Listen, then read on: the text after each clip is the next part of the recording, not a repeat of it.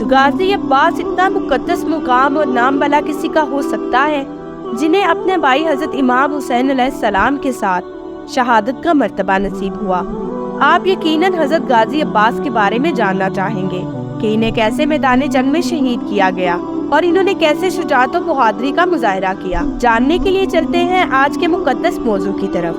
ایمان، شجاعت اور وفا کی بلندیوں پر جب نگاہ کرتے ہیں تو وہاں ایک شخص نظر آتا ہے جس کی کوئی مثال نہیں ملتی، جو فضل و کمال میں، قوت اور جلالت میں اپنی مثال آپ ہے، جو اخلاص، استحکام، ثابت قدمی اور استقلال میں نمونہ ہے، اور ہر اچھی صفت جو انسان کی بزرگی کو عروج عطا کرتی ہے اس شخص میں دکھائی دیتی ہے۔ وہ ایک لشکر کا علمبردار ہی نہیں بلکہ مکتب شہادت کا سپاہ سالار بھی ہے، جس نے تمام دنیا کی نسل و جوان کو درس اطاعت، وفاداری، جانثاری اور فداکاری کا سبق دیا ہے، اور وہ حیدر کرار کا لخت جگر عباس ہے۔ عباس کو علمدار بھی پکارا جاتا ہے۔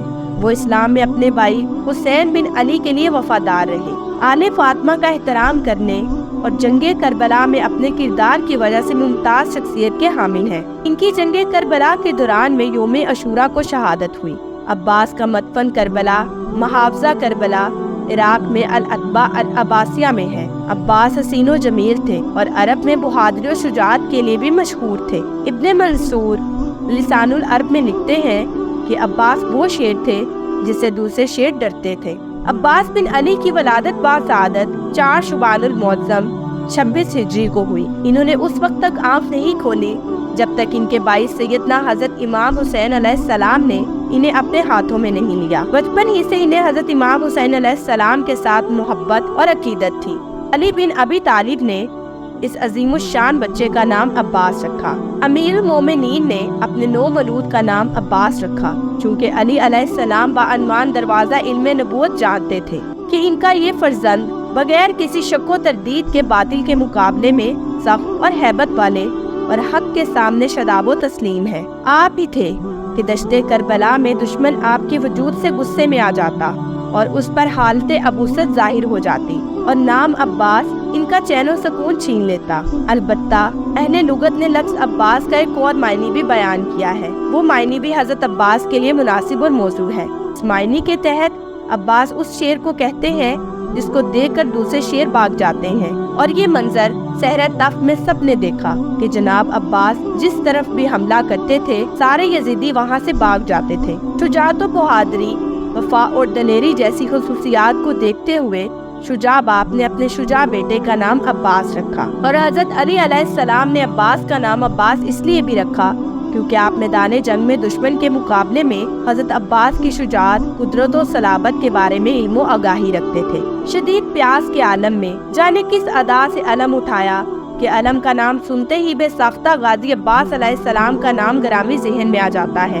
غازی جری، شیر، پیکر اساد، باوفا، سکہ سکینہ، حسین علیہ السلام کی ہمت، لشکر حسینی کا علمبردار، بچوں کی آس، زینب علیہ السلام کا فخر، شہزادی کونین کی دعا، ام البنین کا لخت جگر، سقائے حرم، قمر بن ہاشم، ابو کریا، عباس علمدار علیہ السلام ہیں۔ جب اطفال اور بچے پیاس کی وجہ سے نالاؤزاری کر رہے تھے تب امام حسین علیہ السلام نے عباس کو پانی لانے کے لیے دریائے فرات کی طرف روانہ کیا۔ اپنے بہادر اور جانثار بھائیوں کے بعد حضرت عباس میدان جنگ میں جانے کے لیے تشریف لائے۔ اس وقت امام مظلوم کے چہرے پر افسردگی چھا گئی اور آپ نے فرمایا، بھائی تم ہمارے لشکر کے علمبردار ہو اور تم بھی ہم کو چھوڑے جا رہے ہو۔ غازی نے ایک طرف گرم ریت پر پامال لاشوں کی طرف اشارہ کیا۔ مولا، جس لشکر کا میں علمبردار تھا وہ تو زمین کربلا کی گرم ریت پر ممال ہو گیا ہے۔ مجھ سے سکینہ اور چھوٹے بچوں کی پیاس نہیں دیکھی جاتی۔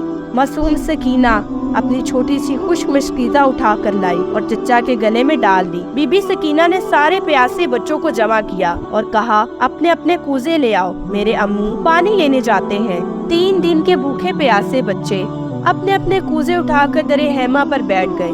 ادھر علم لے کر لشکر حسینی کا علمبردار چلا۔ نے حکم دیا تھا عباس جنگ نہیں کرنی۔ حکم امام نے غازی کے پاؤں میں بیڑیاں ڈال دی، صرف ایک تلوار لی۔ حضرت عباس کو دیکھتے ہی لشکر یزید میں ہیبت پھیل گئی۔ حضرت عباس باوفا نے اپنی تلوار کی طاقت سے یزیدی فوجوں میں انتشار پیدا کیا اور فرات کی جانب پیش قدمی کی۔ ایک طرف ہزاروں کی تعداد میں تازہ دم لشکر، ایک طرف 3 دن کا بھوکا پیاسا جوان جس کو امام نے جنگ کی اجازت نہیں دی۔ عباس باوفا نے اسد الہی طاقت کا مظاہرہ کیا، فوج بھاگ گئی، اجازت نہیں دی گئی ہے۔ غازی نے فرات پر قبضہ کر لیا، مشکیزہ برا، ایک نظر پانی چلو میں لیا اور پھر پھینک دیا۔ سکینہ کی علی عسکر کی پیاس یاد آئی، مشق بھر کر کے گھوڑے پر سوار ہوئے، آگے بڑھنے لگے۔ لشکر یزید کو شکست کا یقین ہو گیا، چنانچہ کمی گاہ سے تیروں کی بارش ہونے لگی۔ پہلے دایاں ہاتھ قلم کیا گیا، پھر بایاں ہاتھ اپنے دانتوں سے مشق پر پکڑ لی۔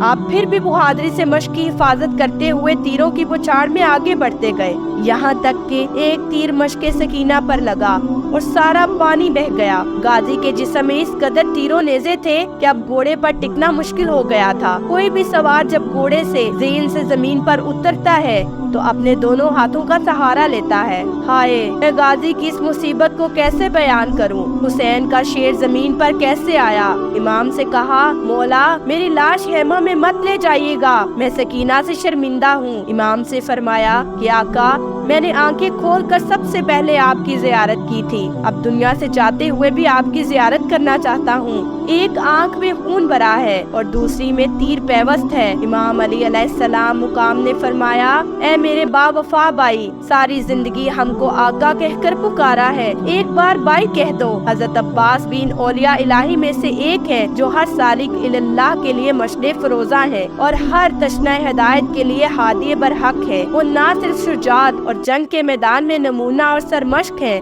بلکہ ایمان اور اطاعت حق کی منزل میں، عبادت اور شب زندہ داری کے میدان میں اور علم اور معرفت کے مقام پر بھی انسان کامل ہے۔ ان کا سر کاٹ کر نیزہ پر لگایا گیا اور جسم مبارک کو گھوڑوں کے سموں سے پامال کیا گیا۔ ان کا روضہ اقدس عراق کے شہر کربلا میں ہے، جہاں پہلے ان کا جسم دفن کیا گیا اور بعد میں شام سے واپس لا کر ان کا سر دفنایا گیا۔ دریائے فرات جو ان کے روضے سے کچھ فاصلے پر تھا، اب ان کی قبر مبارک کے ارد گرد چکر لگاتا ہے۔ میں امید کرتی ہوں کہ میرے ناظرین کے لیے آج کی ویڈیو بہت ہی انفارمیٹیو رہی ہوگی، اور اگر آپ چاہتے ہیں کہ ہم ایسے ہی آپ کے ساتھ اہم موضوع شیئر کرتے رہیں تو ہمارے چینل کو لائک، شیئر اور سبسکرائب کرنا مت بھولیں، اور بیل آئیکن کا بٹن ضرور پریس کریں تاکہ ہر آنے والی نئی ویڈیو کا نوٹیفیکیشن آپ کو آپ کی اسکرین پر ملے۔ اب میں آپ سے اجازت چاہوں گی، شکریہ، اللہ حافظ۔